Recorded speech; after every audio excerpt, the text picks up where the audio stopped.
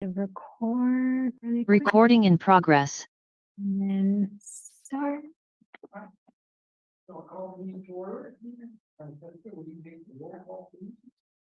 Yes. Commissioner Castagna, Here. Commissioner Peak, Here. Commissioner Sovereign, Here. and Commissioner Thomas. Here.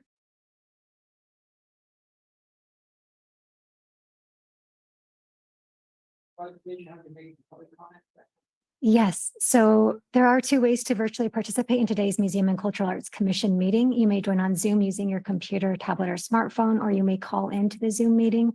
To join the meeting on Zoom, use the link or phone number on the agenda at isearchmonterey.org. To call in by telephone, dial toll-free 833-568-8864. Enter meeting ID 161-622-2299, followed by the pound sign.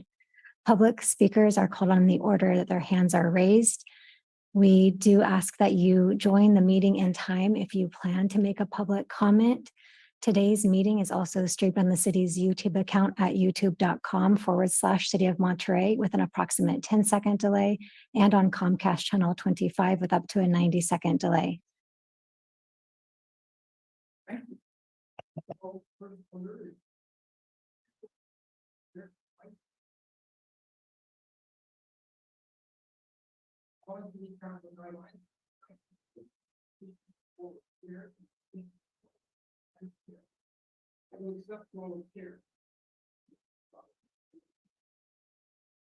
Yes. Thank you very much. So, anybody?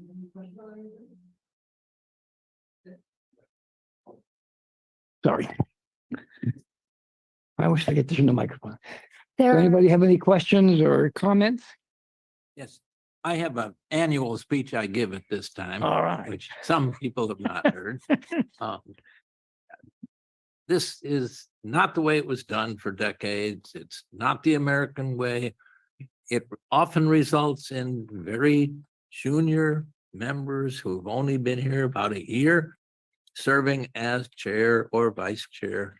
And it all grew out of a dispute between the city manager and one of the other commissions, the chairman.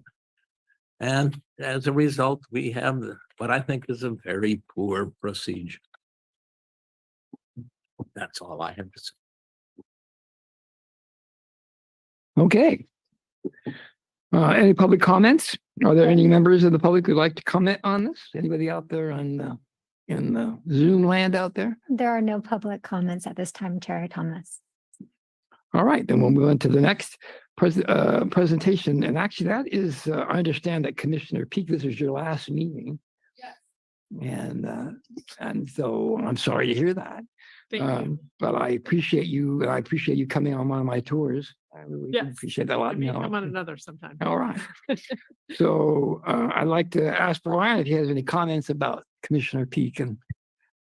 Well, yes, thank you, Commissioner Peak. I want to thank you for your service here during my time. I know you've been a proactive member here of this commission and really interested and valued here in our arts and museums and everything that makes Monterey unique. So I really appreciate everything you've brought here.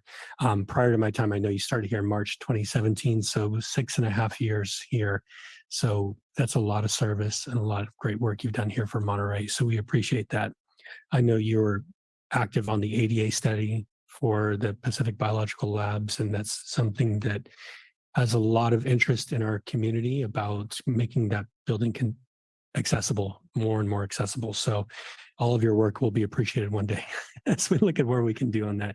And also work on the utility box art and Monterey 250. And I know those are, Monterey 250 happened at the worst time, of course.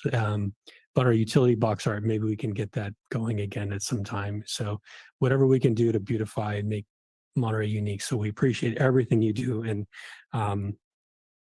everything has been great in terms of you consistently showing up and communicating with us and everything. So just wanted to share that, turn it over to any of our commissioners that want to speak. But we do, on the museum staff side, we appreciate everything you've done for us.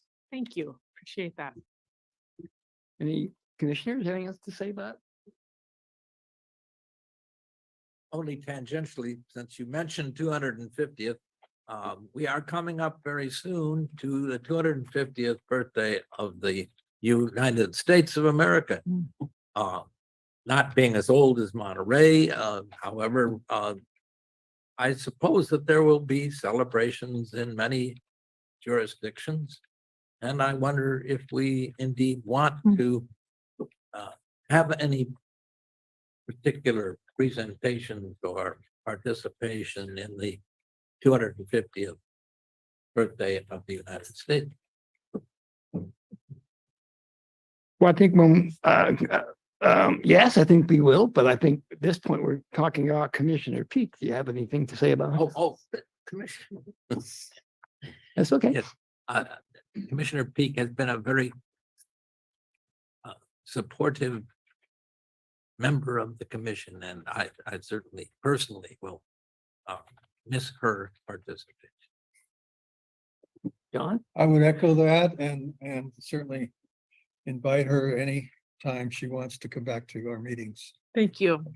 This is a little embarrassing, but thank you very much, everyone. And I think we should move on. Oh. And I do want to continue to, I probably will be in touch with you because I do want to continue to be involved, volunteer for Adobe's Christmas. Yeah. So thanks.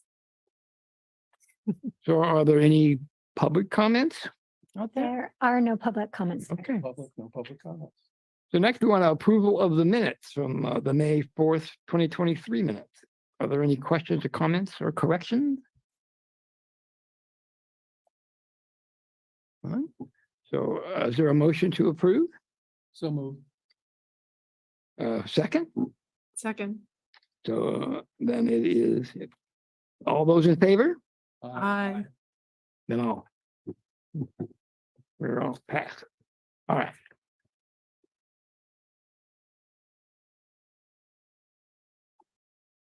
Let's see. So any public comments out there today about anything? There are no public comments at this time. Okay, that makes it easy. So we'll move on to informational reports and staff comments. So you should receive an update from the Library and Museums Director. Brian? Thank you, Chair Thomas. Happy to have you as chair again. So, or coming in as chair. So thank you. But starting off, the Library and Museums Department, we're interested in hosting rotating art displays in the library community room. So as you probably all know, we have our Alvarado Gallery there in the conference center, but we have not resumed service in there. I've had a couple of discussions there with the conference center, but we have not started anything as of yet.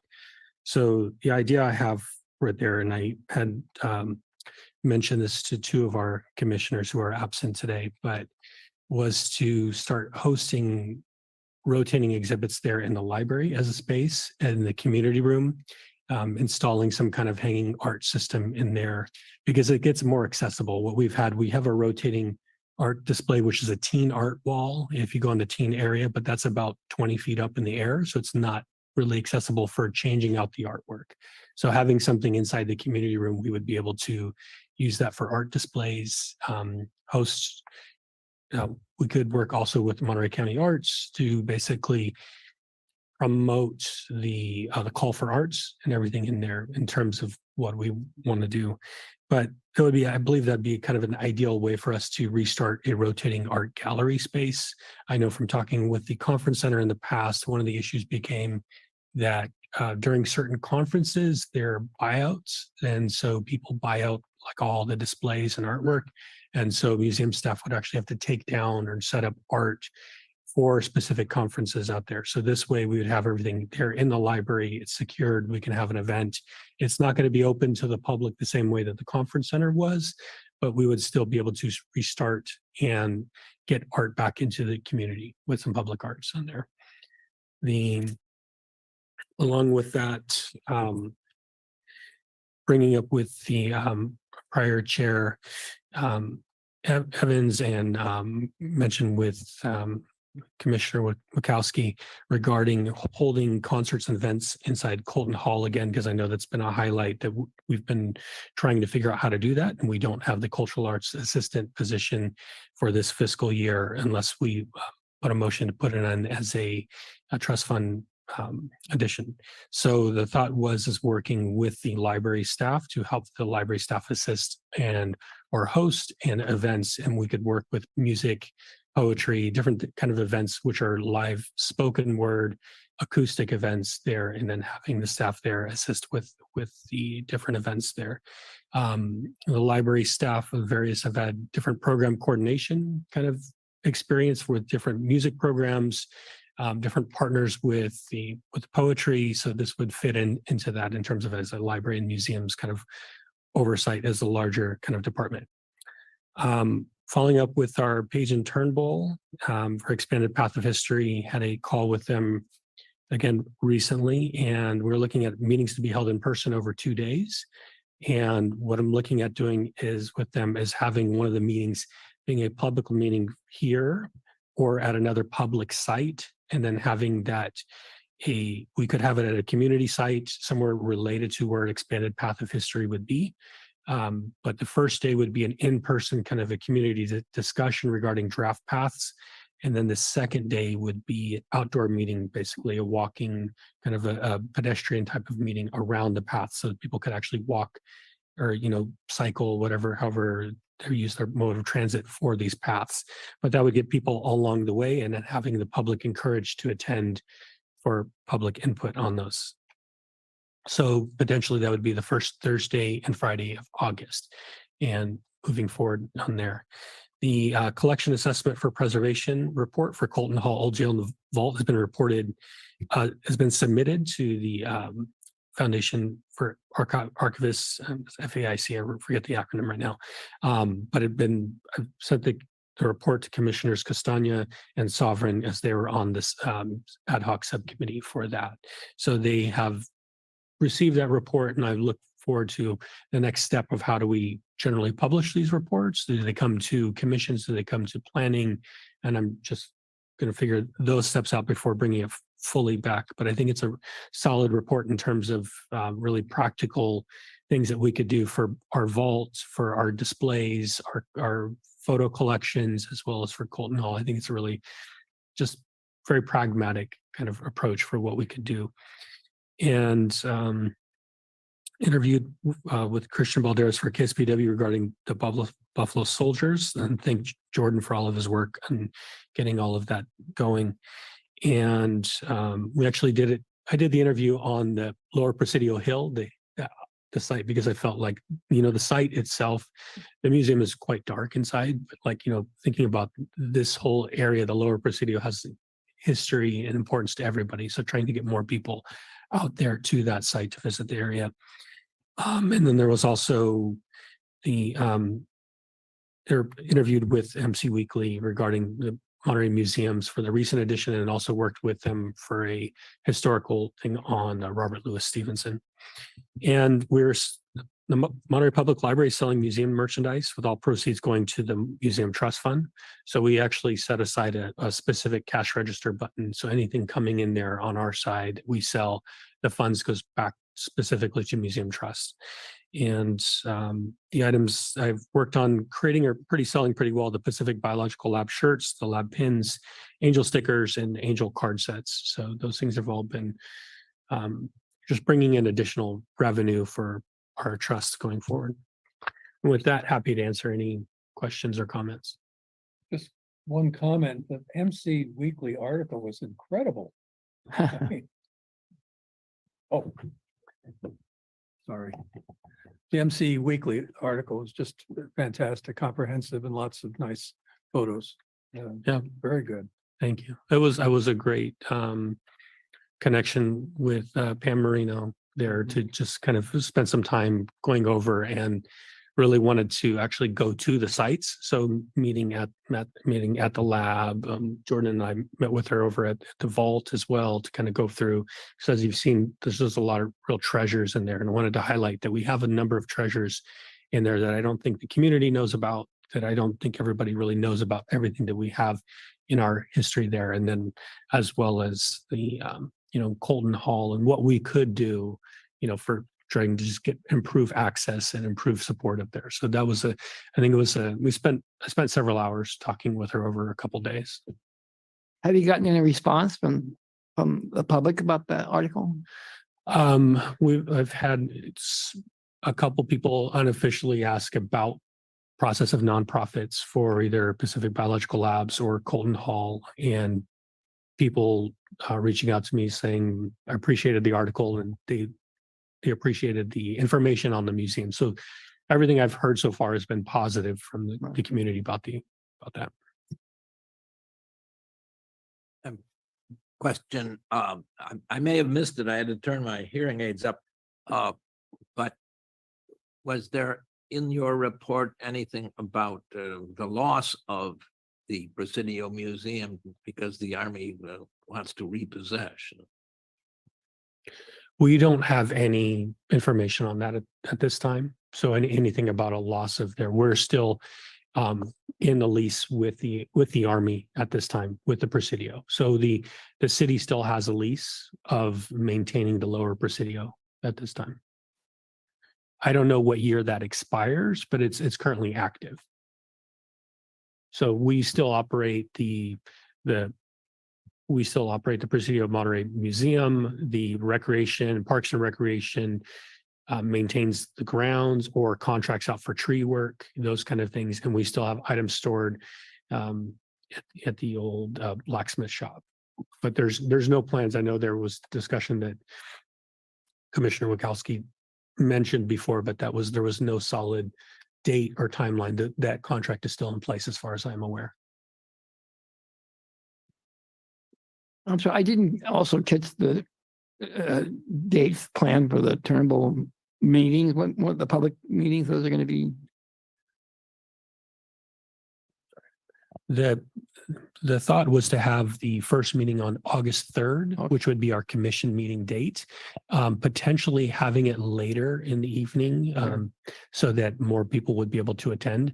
And then on the 4th, working with the subcommittee to find a time, maybe earlier in the day when it's good weather for a walk. So I was thinking starting a walk at one time and then having maybe a lunch break and then starting another walk, because there'd be in two different areas. So having the two different times, but having the single meeting regarding the discussion on an evening. And so those walks, those tours, would they be leading them, or would someone else from the city come and lead those tours? I believe they would be leading them. I would be there. I'll be there, or we could also we could discuss that as kind of the subcommittee and talk with whether the commissioners work with them after that. My turn. Maybe for the next meeting, we could have an update on not the long-term lease, but the Army has indicated it wants to break the lease because of the city's non-compliance with certain things that the Army wanted them to do to avoid erosion and whatnot. But anyway, they were threatening to break the lease. And that came out almost a year ago, but I haven't heard a follow-up. Whether they're pursuing that or. I am not aware at the time what that is. I believe they have a different commander at the time right now, but I know that the Army was also looking at a grant for erosion maintenance on the actual lower Presidio. Well, we all should look at the letter that the Army sent, because it was obviously written by a lawyer. Right. So, thanks.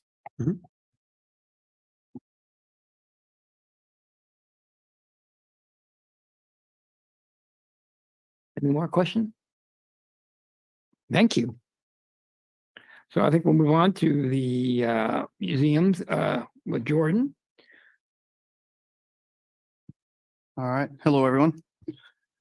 Let's see. So we got 2 months here, but I will kind of condense everything down. So I'll start with the Native Daughters of the Golden West hosted their annual History Day here in Monterey. I believe Commissioner Thomas gave them a tour of the Lower Presidio on the same day. We opened up the Presidio Monterey Museum for them for their visit, and they also attended 2 different tours at Colton Hall that day. And so I think overall, we had about 55 visitors per tour. Let's see, so twice. So in May and June, the Northeastern Document Conservation Center, or the NEDCC, conducted an emergency preparedness consultation of both the Pacific Biological Laboratories and the Presidio of Monterey Museum.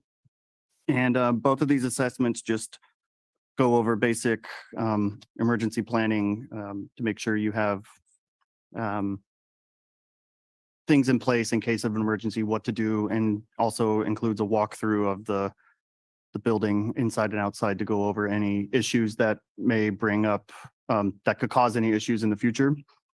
And so one of those reports, I think is finished. I'm still waiting to hear a final on that. And the same with the Presidio report. Once I get those, I will submit those to Director Edwards, and then we can submit the, send those out if needed. And let's see. So May, we had really good numbers for our Pacific Biological Laboratories second Saturday tours. June, we had to cut it short due to a docent shortage. We are currently low on docents for both our Presidio Monterey Museum and the Pacific Biological Laboratories. I have been trying to recruit online. Director Edwards and I are going to try to put together an ad to put in the Monterey Weekly. But if any commissioners know of anyone who would like to volunteer, we would appreciate that help. If we can get enough volunteers, we can open up the Presidio more than twice a day. So that is a goal. So we'll see what happens. And then the Presidio Monterey Museum hosted 2 tours back in May. One was DLI Deans visited the museum and was given a tour by Command Historian Cameron Binkley. And then the 11th Cavalry came back for History Day and performed their maneuvers during the event, but the day before stopped in the museum, and they got a kick out of seeing, you know, how the 11th Cavalry was in the 1930s compared to how it is today.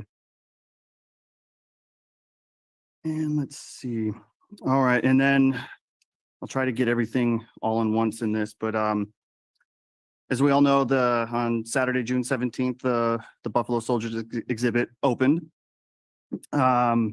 A lot went into that week getting things ready. The Monterey Herald, the Monterey County Weekly, and Cal State Monterey Bay interviewed me all that week about the exhibit opening. So we had some really good coverage of it.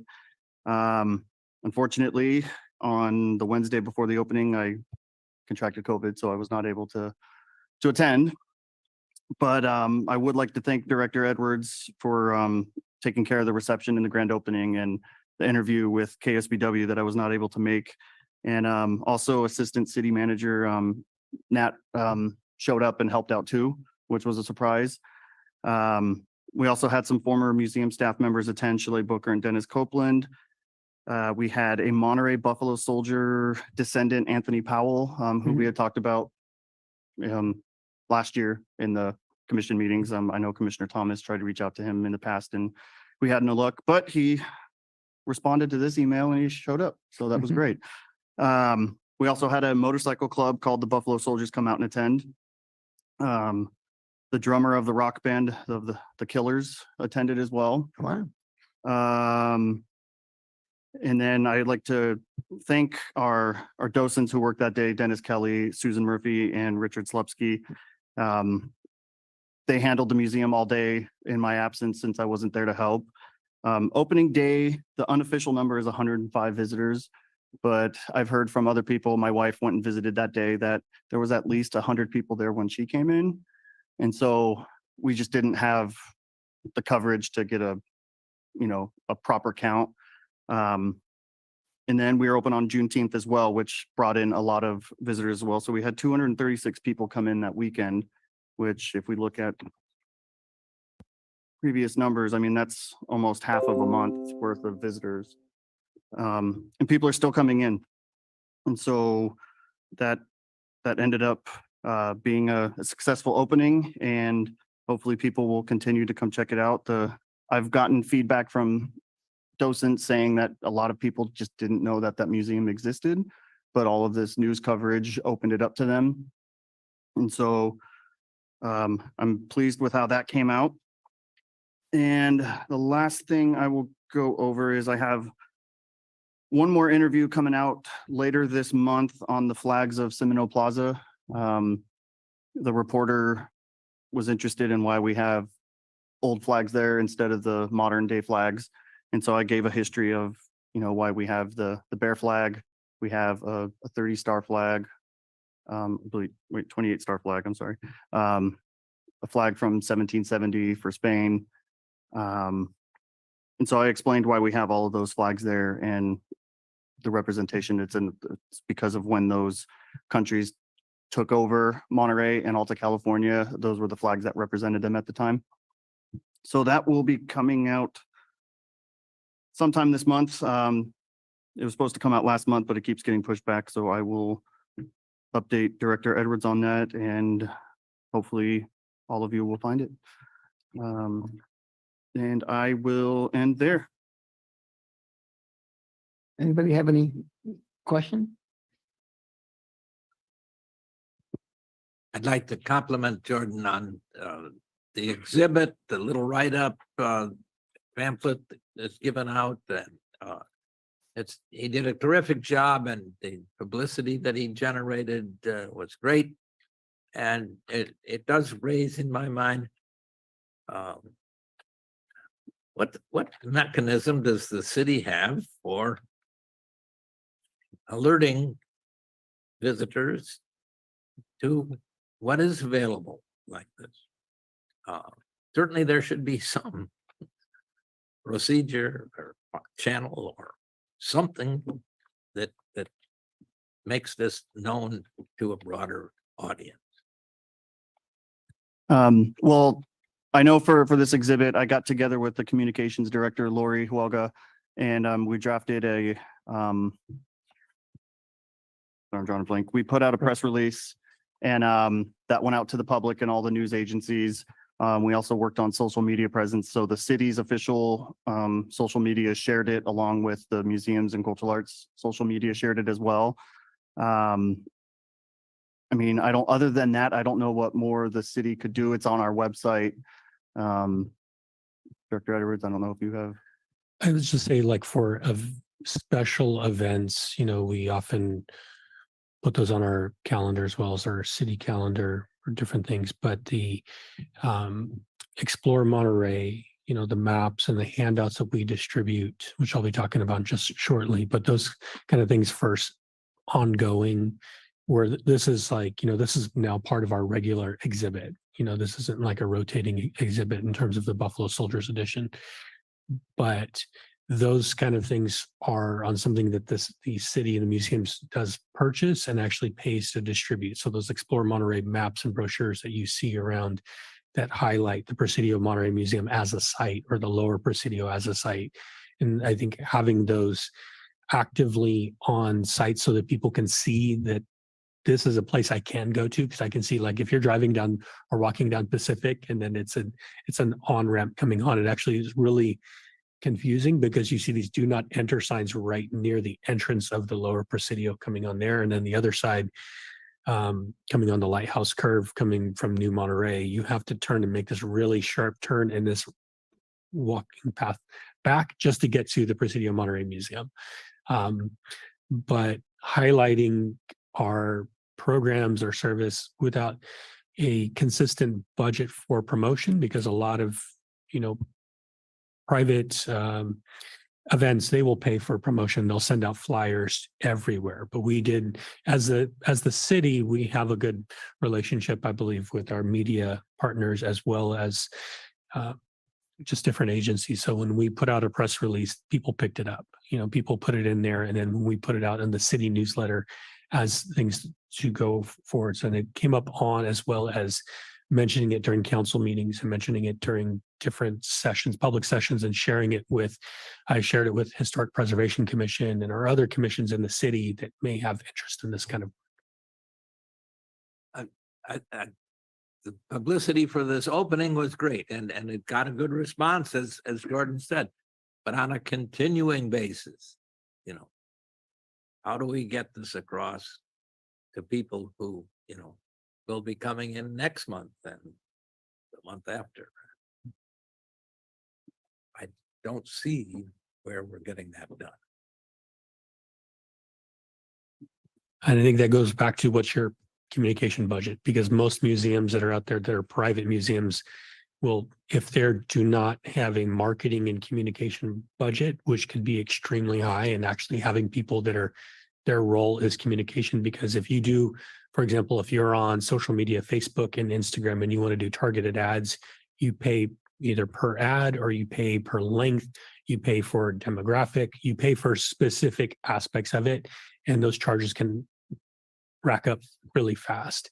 So I think if that's something we wanted to look forward in future years, we would have to be very intentional about what's the marketing plan of, putting in regular ads with the hours of the services, and what's the best way to market those things. That's why I mentioned the pamphlets, which are the Explore Monterey pamphlets that talk about the cell phone tours or talk about the different activities, like, the Fisherman's Wharf or the Monterey History and Art Association sites and different partners in California state parks. All of those items, making sure that these sites are all listed on the same things if we're paying for those physical flyers for distribution. But I do think digital marketing, it can be extremely expensive to focus on. As one who's worked in the museum world almost my entire adult life, that's always the main question. How do you market these things? And collaboration I'm a big believer in that. And public programming in particular, which is not that expensive to do, but all the public programming you can do, walking tours and lectures and family kind of programs to promote and get people involved. So Jordan, by the way, I'm more than happy and willing to volunteer at Ed's Lab if you need a volunteer to go and give tours, that kind of thing. When I read that you had to close, that surprised me actually. But give me a couple of days notice. If I'm not doing a tour that day, I would love to do that. Thank you very much. Appreciate that. Yeah, we could have a program that the commission members rotate around the facilities and do something like that. Yeah, I agree. I think I would be willing to do that as well. And we do have an opportunities list, which comes out once a year or something. Yeah. I'm sorry we haven't done more as the commission.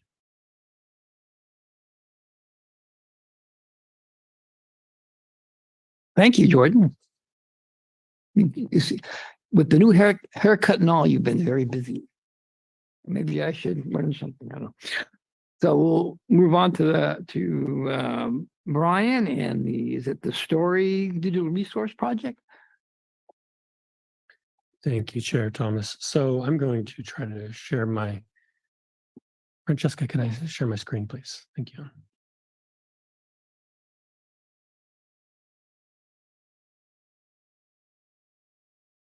Right. So hopefully you guys can see this screen. This is the back end of the Story app. This is initially what we had for prior. It was the OnSell. OnSell is the phone tour, which we have at our different sites where there are the signs to call in. OnSell has merged with Story. So let's see if I can move this aside so I can actually see this a little bit better. Sorry. So I go in here, the content. So on this site, we have basically building out on these things. So everything on this map has basically been put in here for the Monterey walking tour. So all of this site over in here, the content, I can go in here, the content, the map, but everything has been built out in terms of here. This should reboot pretty soon. And this should be able to be, this is the web version, but I'm working on building this as an app for iOS or Apple devices and Android devices so that basically people would be able to go in here and look at all of our different sites coming in here. So everything is geotagged in here. So if we want to turn it on, there's what's called geofencing. So if you want to put on a phone tour, you can have it open the app, and then when you walk past it within a certain radius, so I set up a radius, it'll automatically talk for you and give you the kind of the tour as you walk past it. One thing we would have to figure out on that is because when you go towards areas like Colton Hall and the old jail, there are multiple entries and that you're on the same site. So it gets a little confusing for the system. But I mention this because the other aspect about it is to work on a public art inventory. And I know this is something that we've done in the past year, but this is basically looking at a map of all of the different items so that people, when they're walking around town, they can get more information on the different art that's here in Monterey.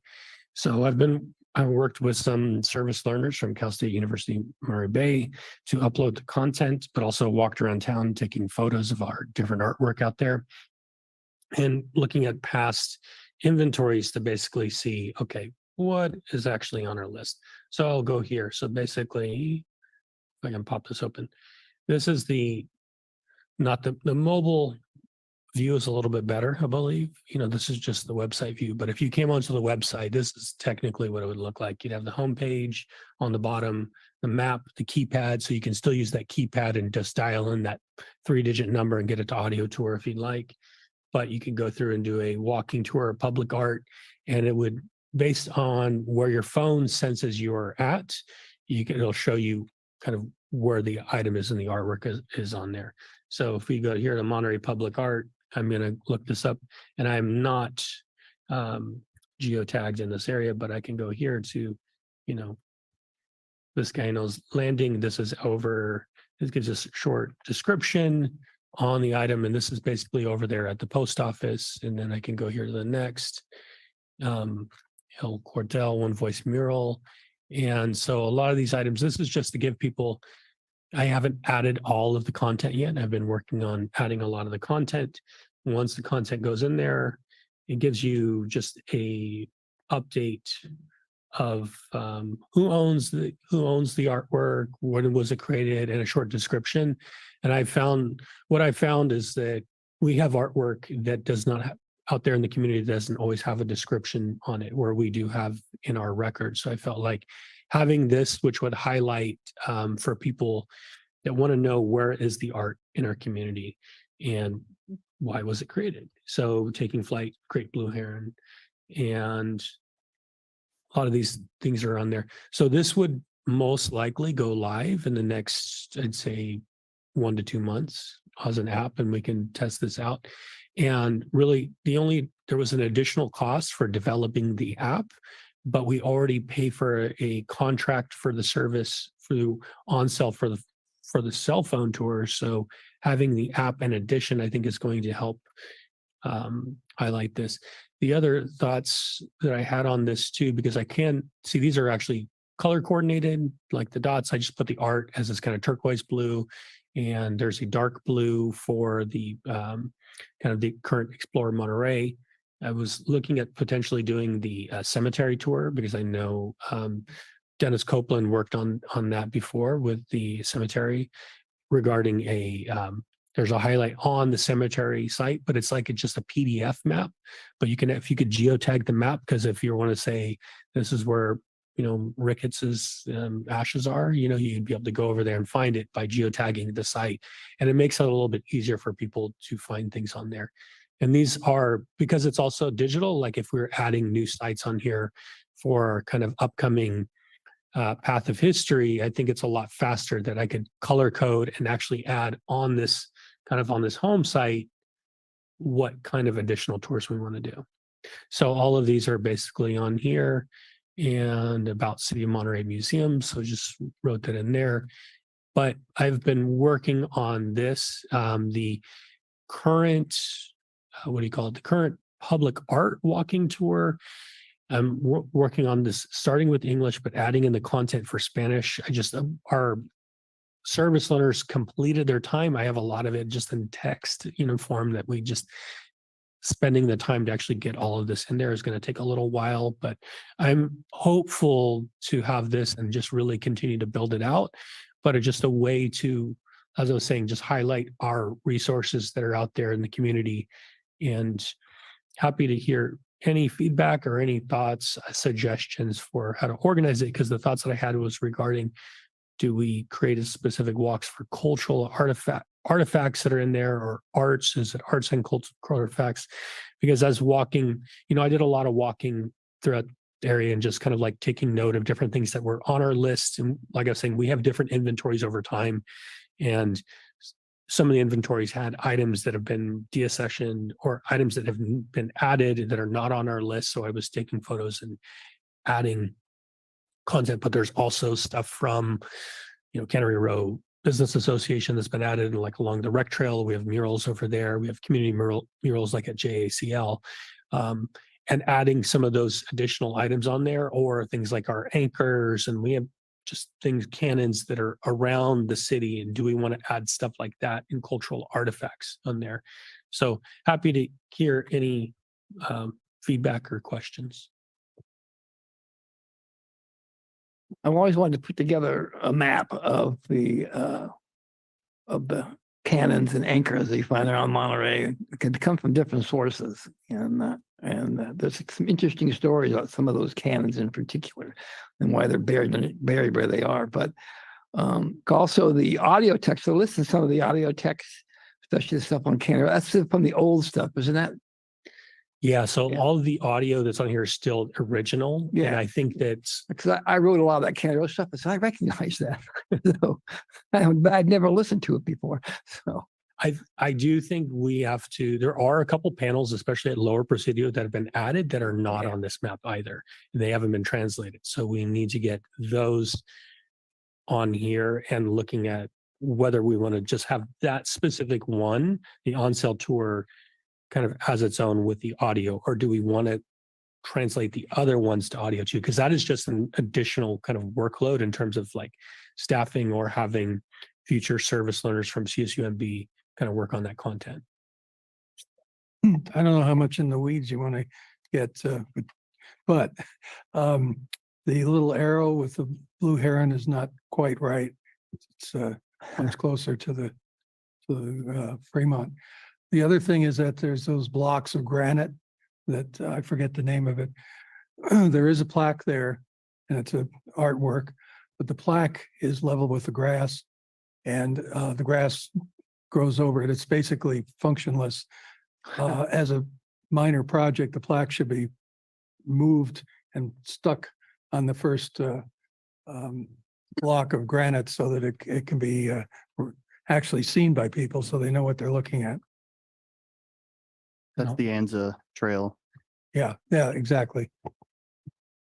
And I do have the Dianza Trail under here, and I can actually, I'll show you this. Yeah, this is actually, I think It's a bit of a challenge to find a plaque depending on how the grass is growing, because when it'll disappear under the grass. So I walk there every Sunday, and so I follow its progress.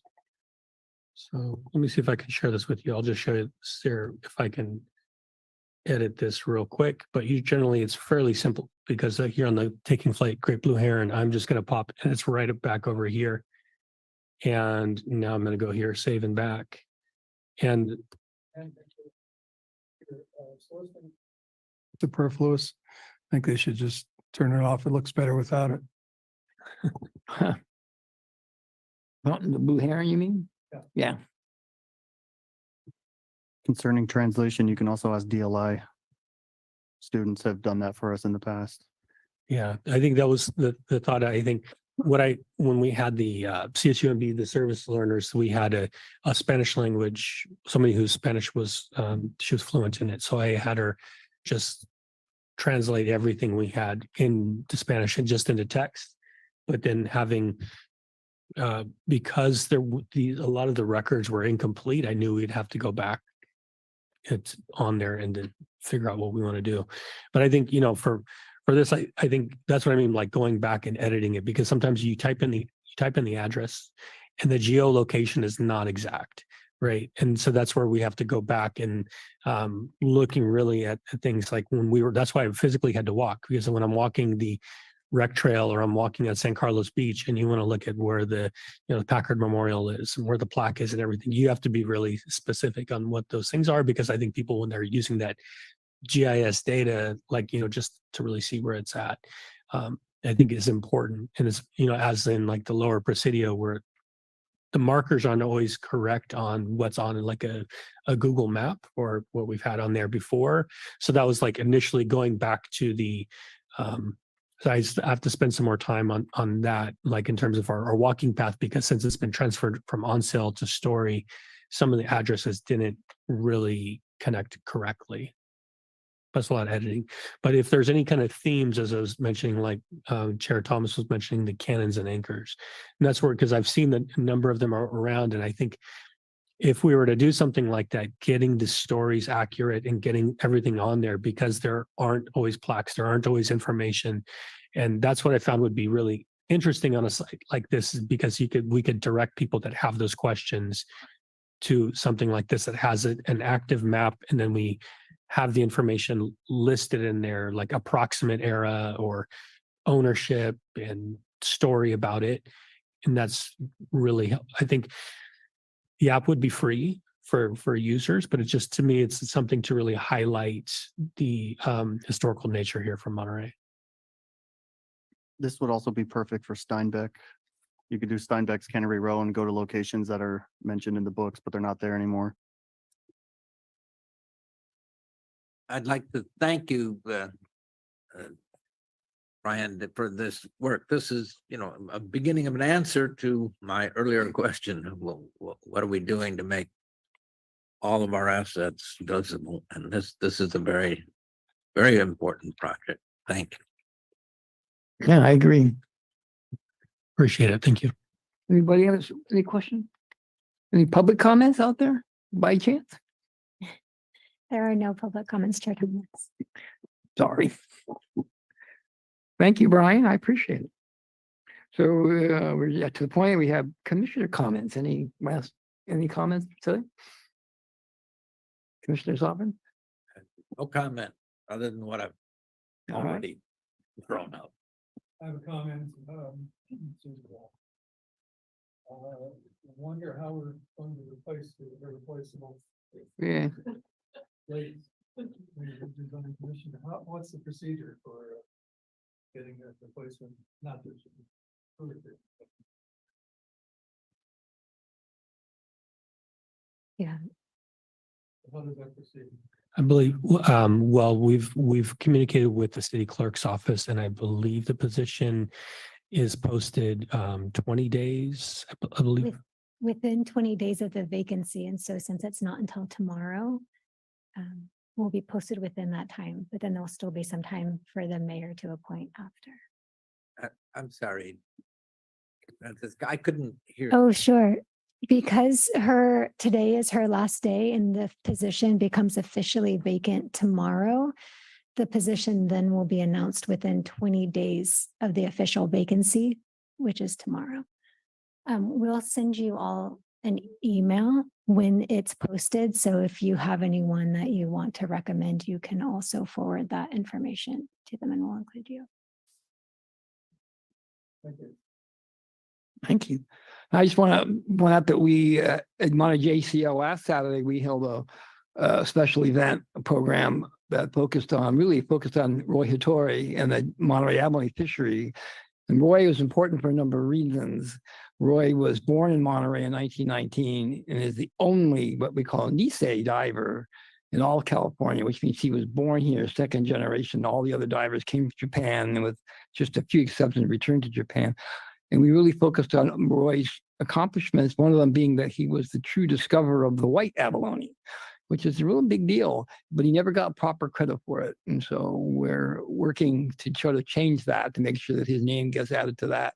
And due to some documents that I worked with to get, it took a while, months and months and months to get out of the Smithsonian in Washington, DC. That really kind of changed that whole story. So I'm really excited about that.